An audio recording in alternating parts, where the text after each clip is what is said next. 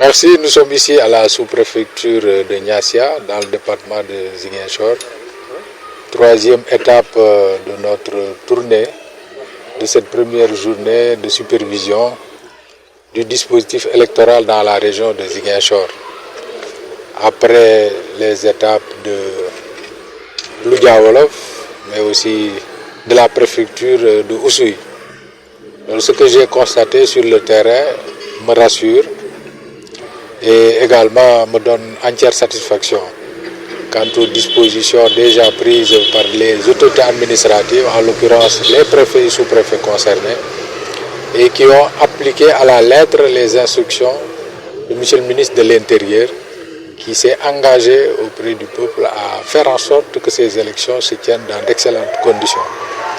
Et il était donc de notre ressort, ici dans la région de Ziguinchor, de veiller à ce que ces instructions soient appliquées correctement.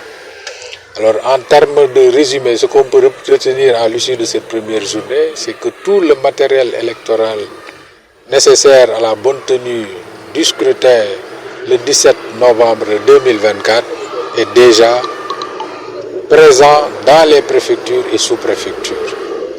Et je voudrais saisir l'occasion, en tout cas pour remercier les services de la Direction générale des élections, qui a effectivement mis ce matériel à notre disposition à temps.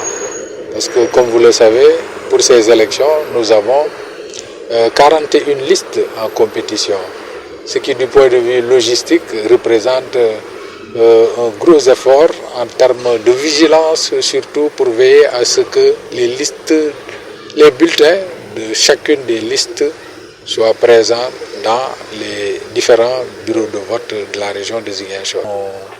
Touche du bois, cette campagne se tiendra ici dans la région sans heure. Et c'est une bonne chose parce que le Sénégal, c'est un pays de grande démocratie et les citoyens savent voter et n'attendent que le jour du scrutin pour aller accomplir leur devoir de vote. Et c'est la raison pour laquelle l'administration n'a négligé aucun effort pour que ces citoyens puissent exprimer librement leur choix le 17 novembre 2024.